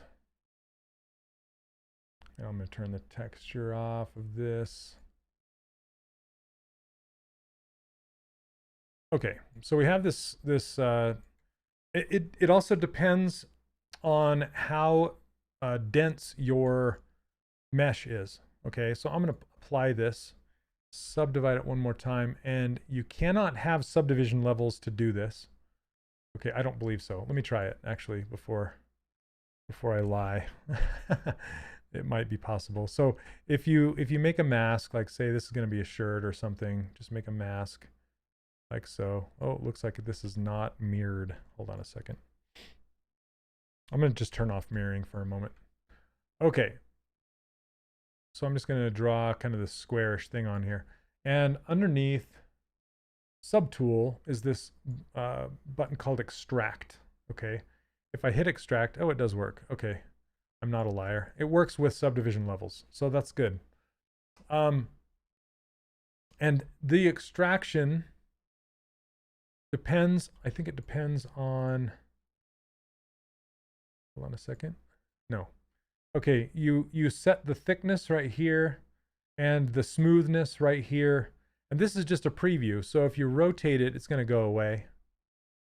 Here, I'm going to hide these two things, but when you hit extract, it's going to show you a preview of what it's going to look like. Okay.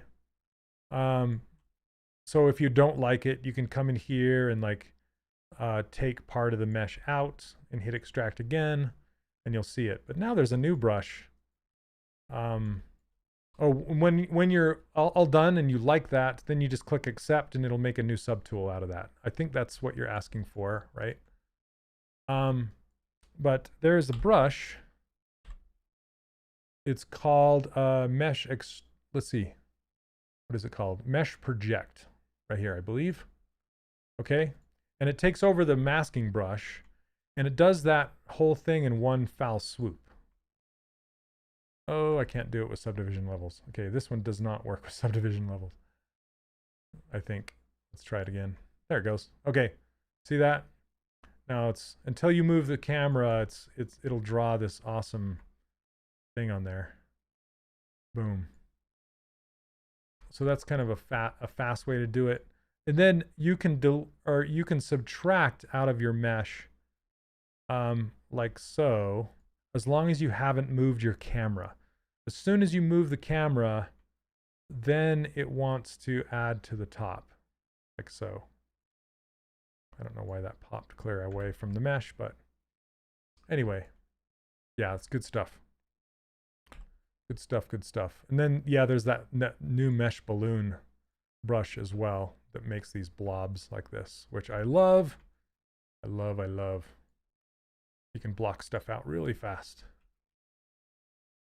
Okay. Oh, you like my desktop? Thanks. Yeah, this is, it's animated. You can see the little swirly ghost bits. Okay, so I'm going to show you a couple, I'm going to show you a couple characters that never got produced from Disney Infinity. So yeah, it does look super weird. You can do some adjustments with that brush.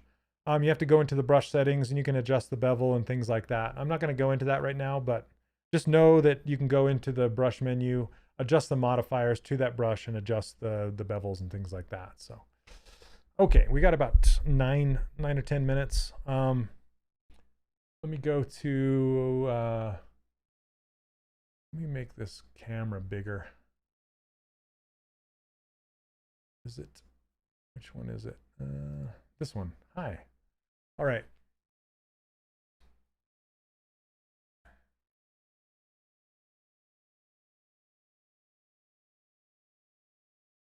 So I should probably switch to my webcam, but it's not attractive. And there's a bunch of crap behind me, but so you can see this is Hera. She's from Clone Wars. Let's see if I can do, let's see this webcam. Come on, webcam. It's taking a minute to boot up. There we go. There we go. So here's Hera. Clone Wars Hera. And she's got these cool, come on, focus. It wants to focus on my face. Come on, focus. There we go. Anyway, it has these really cool, like, these extrusions coming out of her things, her Twi'lek things. This is from Rogue One. This one is not painted yet. This is just a production piece. Yeah, it's, let's see, I wish it would focus. Let me see if I can get, here, let me stand up so you can see the nice ZBrush logo. There we go.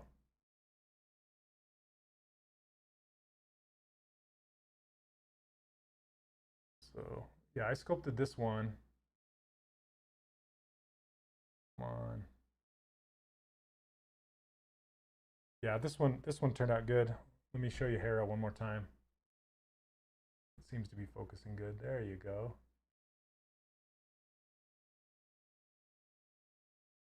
Come on, tentacles. Focus. Focus. There it goes. Come on, autofocus. And then there's K2SO.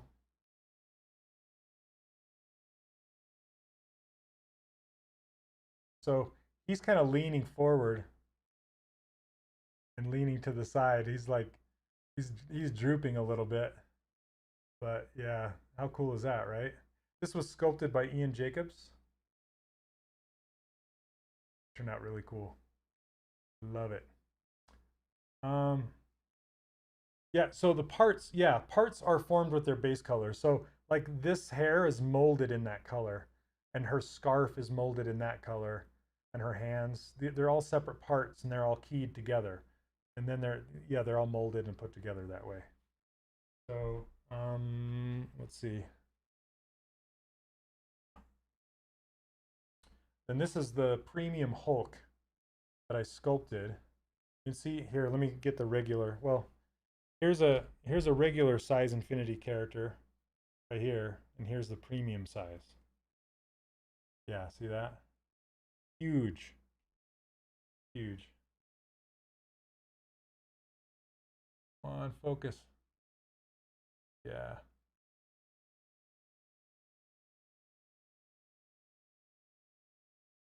There you go. I posed this one in sculpted this, the lava rock getting pushed up when he's jumping. And that was kind of a rough engineering thing to figure out to support him. But yeah, so super fun. Let's see.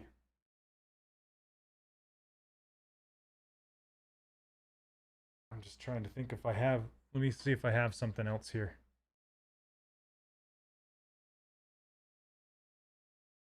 Oh, I can't remember where my Peter Pan went. I have a Peter Pan. So, all right. Yeah, that was super fun stuff. Oh, thanks. Yeah, that whole, yeah, one of my students met me at the ZBrush Summit, and he worked at the place that did the keying and stuff, and he happened to have one still, and he gave it to me, so that was super awesome of him. Gosh dang, where is, I don't know what else I'll have to yeah, I flew to Neverland. I think it's back in my closet actually. I have so many toys like stashed here and there that I need to bring them out if I'm going to be showing them. Let's see. Okay. Anyway, yeah, shoe stream. We made these shoes today. That took a while. Sometimes it takes a while. You guys were asking some good questions, so you can see how this belt still has some polygons that you can see. You can turn that up. You got to be careful with it because sometimes it'll slow your machine down. But let's see. You can increase the subdivisions by going to geometry, dynamic subdiv, and cranking this up by 1. So it's 3. You just need to be very careful because, like I said, it'll slow your machine down because it's just a preview. Real subdivision levels don't slow your machine down that much. Okay, why did that go away? There we go. Just pushing his pants back in a little bit. Doctor Strange. I have not printed him yet.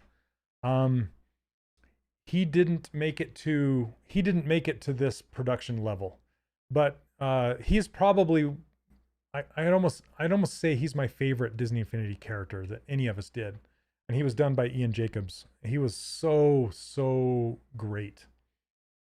That was one of the last characters he did, so he had all that experience working on Infinity, and that's like one of the last ones he did, and it was just a shame because it never got made. You know, it was so good. Yeah, he is. He's on ArtStation. So let me see if I can find it. I bet Ian can find it faster than I can. Or Neil, sorry. I'm typing Ian and I said Ian. There you go. You found it faster. But we can look at it really quick. So this is my friend Ian's stuff. I need to print out some of my Lucky's Tale stuff too, but I mean, look at this base. This is the symbol for you know, for that's what he has in his realm and stuff. It's so cool. So cool. But yeah, his face turned out just fantastic. It's a great likeness. I love how this hair turned out, and especially this cape. So if you'll notice, it's got some texture in some of these parts, but not others. So it's a really cool thing. And then just all the design work that went into this outfit and how these straps on his wrists are overlapped, just insane. Sanctum Sanctorium. Sanctorum symbol. Yeah. I don't know what it's called, but yeah, that symbol, super cool. Anyway, love his fingers and his pose, and I love how it has this, the eyebrow line comes down to the side and then kicks out and then kind of disappears, and this line right here on his head, the plane changes. So good. Yeah, Yay, Ian. Love letter to Ian. Fantastic. Ian also did a great job on this Green Goblin too. This one's really cool. This is when we started to figure out how to split parts and leave parts separate instead of dynameshing everything together. But yeah, so he did K2SO. Here he is, model of him that I just showed you. And then he also did this this Hulkbuster. Yeah, this was all done in ZBrush. So hard surface stuff in ZBrush. Really great stuff. So Ian modeled the original Hulk, and I just posed him for that bigger one. And he did a great Mickey. Yeah, this Mickey turned out amazing. Love his hands. Yeah, there's the 3D prints. So we had some 3D printers on site. We had 2 of them. We had a Zortrax that would print. It was like an extrusion printer. And then we had Envision Tech that would print out these bigger ones. So, or, you know, it was a resin printer. Super cool. Anyway, there you go, Ian's stuff. But Ian ended up at Playful working on Super Lucky's Tale. And I did a few things for them freelance, and they turned out pretty good. I need to put those in my portfolio. But anyway, how do you so you don't. You actually, if you're going to do some 3D printing, you will want to Dynamesh everything together at the end and then decimate it so you can get your file small enough to send over to a printer. That's how you get your models to be watertight. But I'm talking about just in production, keeping the pieces separate. You want to do that. So, but yeah, I still tend to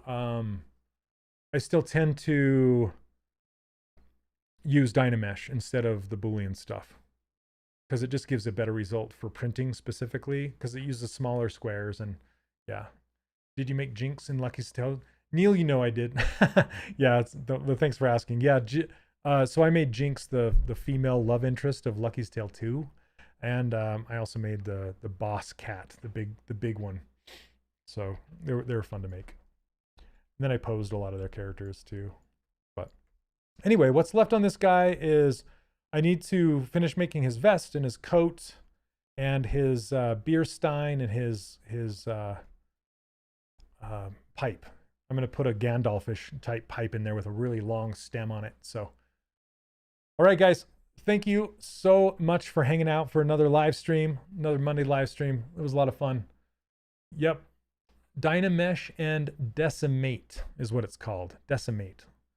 And that's under the Decimation Master. So look up some YouTube videos on how to use Decimation Master, and that's what you have to do. So to get your file small enough to be able to send over to a 3D printer. All right, guys, thank you once again. If you want my brushes or my user interface, you can go grab those over on 3dcharacterworkshop.com. And I also teach an online course over there if you're interested. Yeah, come join us. All right, thanks. Take care. We'll see you next Monday. All right, happy sculpting. We'll see you next time. Bye.